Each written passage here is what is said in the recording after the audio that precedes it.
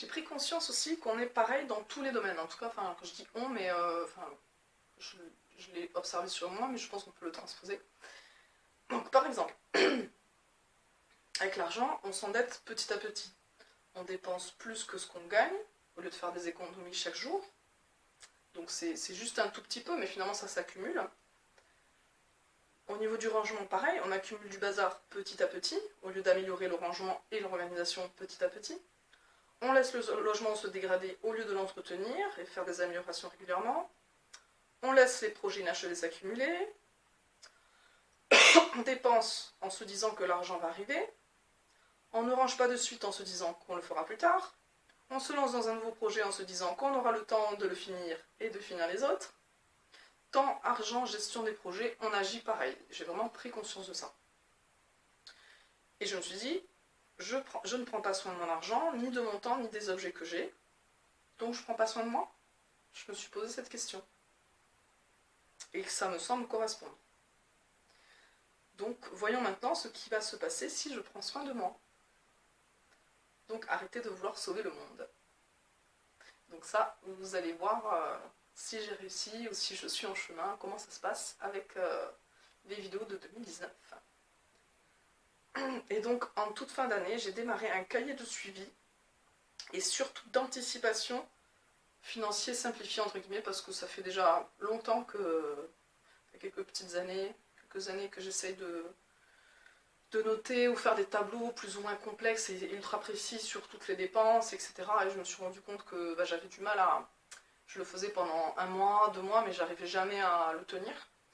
Et du coup, je me suis dit, bon, ça sert à rien de faire un truc super complexe, je vais faire un truc simplifié, et surtout dans l'idée d'anticiper les dépenses. C'est-à-dire qu'avant, j'avais pas conscience que j'avais telle dépense qui allait tomber à telle date, que j'avais un chèque qui allait être encaissé à telle date. Du coup, je regardais mes comptes, je dis ok, c'est bon, j'ai de l'argent, alors qu'en fait, non, parce que j'allais avoir des prélèvements qui allaient être faits après.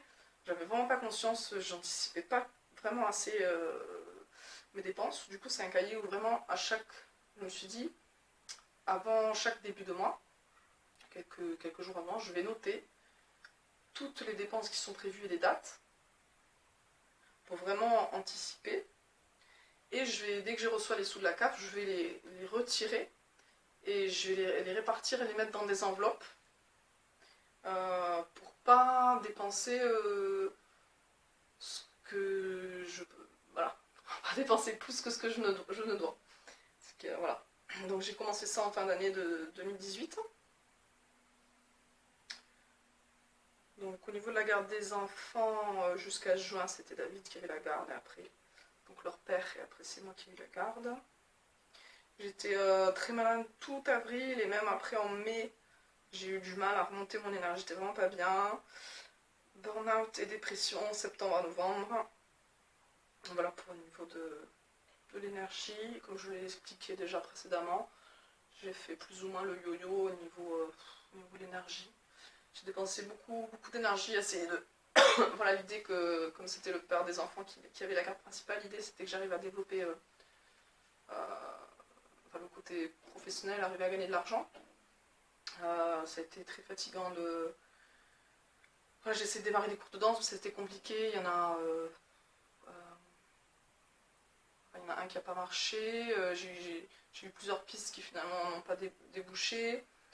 Bon, je suis restée qu'avec un seul cours qui finalement s'est terminé en mai, parce que voilà, c'était pas des cours à des étudiants et ça se finissait en mai, voilà. Donc du coup après, j'étais dans le rouge, financièrement c'était très compliqué après. En plus comme j'ai été malade, j'ai pas pu donner de cours de danse en avril. Après voilà, c'était...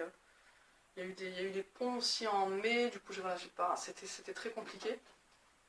Financièrement, voilà, j'ai essayé de développer des choses. En tout cas, au niveau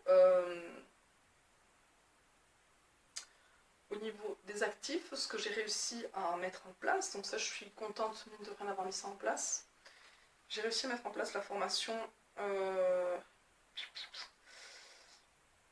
la formation maigrir sans sport, mais ouais, j'ai eu du mal à vraiment, elle n'est pas encore complètement finie et j'ai pas réussi, enfin j'en ai fait la promo et tout, mais j'ai pas réussi à avoir des gens qui achètent cette formation. J'ai créé le pack Choco Addict. Est-ce que j'ai réussi? Je crois que j'ai réussi à vendre juste un pack. C'est tout. Après j'ai offert aussi le pack à 2-3 personnes voilà, qui m'avaient aidé, des choses comme ça. Et j'ai réussi à publier un deuxième livre, donc qui est... je vais vous le montrer. Il est là.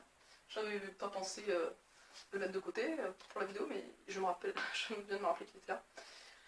Donc il y a la transcription d'un interview d'un crudivore sensoriel depuis 35 ans, dans lequel j'ai rajouté 2-3 passages, je crois, qui ne sont pas dans les interviews. Donc voilà, que j'ai publié, qui est sorti en début décembre, je crois. Donc, ouais. Donc je suis très contente pour ça. Voilà, c'est quand même quelque chose. Des fois, voilà, quand je pense à mon année 2018, j'ai l'impression que c'était vraiment la merde. Excusez-moi, voilà, je parle comme ça. C'est pas forcément très, très joli, mais je dis ce qui me vient.